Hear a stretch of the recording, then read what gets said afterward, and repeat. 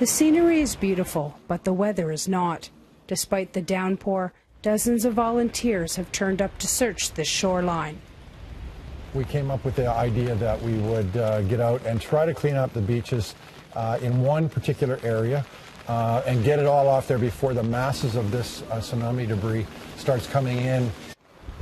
Much has crossed the Pacific following the 2011 earthquake and subsequent tsunami.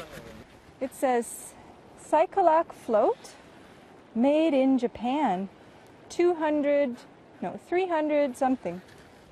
There's Japanese writing on the bottom. Oh, is there? Yeah. Okay, good. This is from Japan.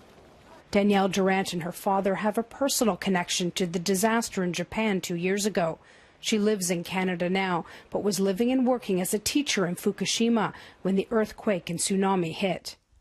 Well, I'm just hoping that I can, send it back to my village and town, and that they can, inform the kids of kind of how big the footprint of this thing is.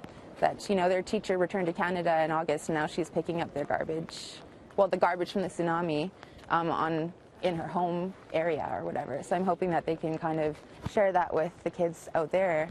Renee Wazink is on a national committee that is organizing how Canada will deal with what could be heading to their shores. When the tsunami debris was washed out to sea in Japan, there were a lot of industrial areas, so we do have a worry about drums with various chemicals, containers containing all sorts of toxic materials. So that's certainly a concern.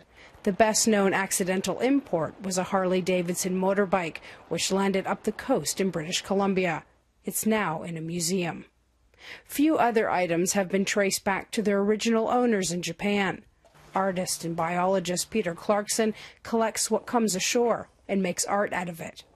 The idea would be to incorporate it into a small Japanese garden and have a place where people could go and contemplate the event and the tragedy itself. The Japanese government has given Canada $1 million to help with the cleanup.